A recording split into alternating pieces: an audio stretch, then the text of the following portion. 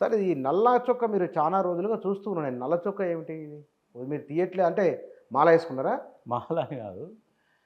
బీసీలకు తెలంగాణ, ఆంధ్రప్రదేశ్ ఉమ్మడి ఆంధ్రప్రదేశ్ ఉన్నప్పటి నుంచి బీసీలు పాలనలోకి రావాలి, బీసీలు ముఖ్యమంత్రి అయితే ఈ నల్ల చొక్కా అయిపోతా అన్న ఇంటెన్షన్తోని అప్పటి నుంచి ఈ బీసీ కులాల మీద పనిచేస్తూ నల్ల చొక్కా అంతరించడం జరిగింది.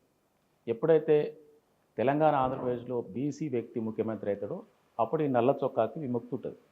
అప్పటిదాకా నల్ల చొక్కాతోనే ఈ కులాల మీద పనిచేద్దామని డిసైడ్ అయ్యి మహాత్మా జ్యోతిరావు పూలే, పెరియారు వీళ్ళందరి ఆశీర్వాదంతో పనిచేస్తారు.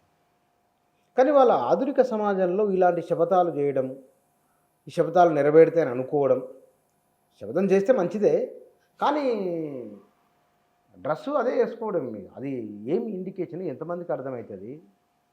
అంటే దీనివల్ల ఎక్కడికట్ట పోయినప్పుడు మీరే అడిగినారు ఇప్పుడు ఎప్పుడు నల్ల చొక్కా ఏంటని. అంటే ఎక్కువ రోజులు అవే చూస్తున్నాను నేను మీ దగ్గర. నేను ఎప్పుడు నల్ల చొక్కానే వేసుకుని వస్తాను బయటికి. నేను ఏ మీటింగ్ పోయినా, ఏ ఫంక్షన్ పోయినా, శుభకార్యాలకు పోయినా, ఏ శుభకార్యానికి పోయినా, ఎక్కడికి పోయినా కూడా నేను నల్ల చొక్కాతోనే ఉంటాను. నా ఇంటెన్షన్ ఏంటంటే బహుజనులకు, బీసీలకు ముఖ్యంగా రాజ్యాధికారం వచ్చినాడు, వాళ్ళు పాలనలోకి అడుగుపెట్టినాడు, ఈ నల్ల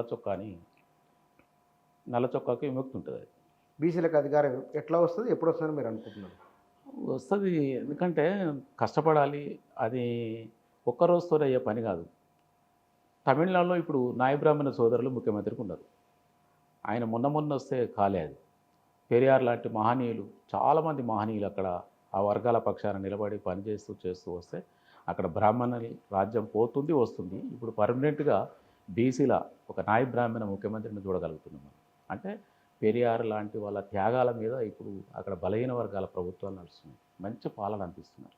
అట్లే కర్పూర్ ఠాకూర్ లాంటి మహనీయుడు బీహార్లో అక్కడ బీపీ మండల్ వేసిన పునాదుల మీద ఈనాడు నితీష్ కుమార్ బీహార్లో ముఖ్యమంత్రిగా, అట్లనే లల్లూ ప్రసాద్ యాదవ్ బీహార్లో ముఖ్యమంత్రి కాగలిగారు.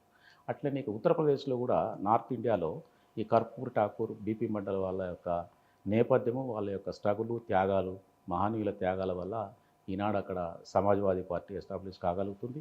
అట్నే బహుజన్ సమాజ్ పార్టీ కూడా కాన్షీరామ్ పుణ్యాన అక్కడ కొంత అధికారంలోకి రాగలుగుతున్నారు బహుజనులంతా. అంటే ఇది ఒకటేసారి వచ్చినది కాదు.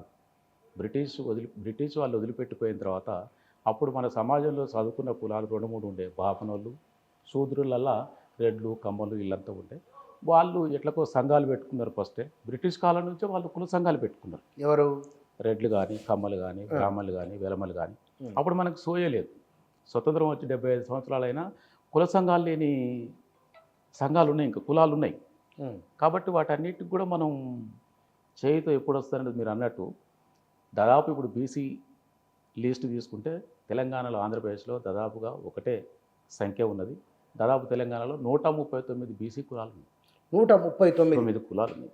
139 కులాలల్లో మీకు అంటే నీకు కనపడేది ఏమంటే ఒక 4-5 కులాలు కనపడతాయి. 4-5 కులాలు చట్టసభల్లో, స్థానిక సంస్థలలో ఈ 4-5 కులాలే ఉంటాయి. నీకు గౌతులచ్చని కానుంచి ఇప్పుడు వరకు ఉన్న సంఘ నాయకులంతా కూడా ఒకే సామాజిక వర్గం వాళ్ళు ఉండడం వల్ల ఈ 139 కులాలు ఉన్న రిప్రజెంటేషన్ దొరకట్లే వాళ్ళకు.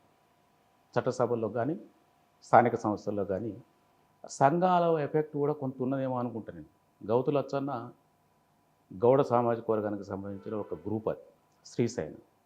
ఇప్పటి వరకు చూస్తే కూడా నీకు కొండా లక్ష్మణ్ బాపూజీ కానీ, బాలగౌడ్ కానీ, ఇప్పుడున్న ఆర్ కృష్ణయ్య కానీ వీళ్ళంతా కూడా ఆ 4-5 కులాల్లో ఉన్న సామాజిక వర్గానికి సంబంధించిన వాళ్ళు. కాబట్టి నీకు బీసీల కూర్చొని రిప్రజెంటేషన్ చేయాలన్నా, బీసీలని కొంత అవేర్నెస్ తీసుకొచ్చి చట్టసభలకు పంపాలన్నా, ఏదైతే సంఘం లీడ్ చేస్తుందో దాని చుట్టూ ఉన్న కులాలు మాత్రమే చట్టసభలకు పోతున్నాయి. మిగతా దాదాపు సంచార జాతులు కానీ, అత్యంత వెనుకబడిన కులాలు కానీ, ఈ కులాల నేపథ్యం నుంచి వచ్చిన నాయకత్వం లేదు. కాబట్టి దాదాపు 100 కులాలకు పైగా ఇప్పటివరకు స్థానిక సంస్థలకు పోలే, చట్టసభలకు కాదు, వార్డు మెంబర్గా లేని కులాలు ఉన్నాయి ఇంకా చాలా వరకు. అంటే ఆ వార్డులో మరి ఆ జనాభా లేదంటే ఉన్నది. 150 మంది ఉన్న గంగిరెద్దుల వాడకట్టుకు ఒక్క ఆయన ఉంటాడు. ఆ కులమైన వార్డు మెంబరే ఉప సర్పంచ్, సర్పంచ్ అవుతాడు అక్కడ. మళ్ళీ కుల సంఘాలన్నీ కూడా ఏదైనా అవకాశం మీటింగ్లు పెట్టినప్పుడు జనాభా దామాషా ప్రకారం అని ఊకదంపుడు ఉపన్యాసాలు బ్రహ్మాండంగా ఇస్తారు. మళ్ళీ ఎలక్షన్స్ వచ్చినప్పుడు మాత్రం జనాభా దామాషా ప్రకారం అనేది మర్చిపోతారు.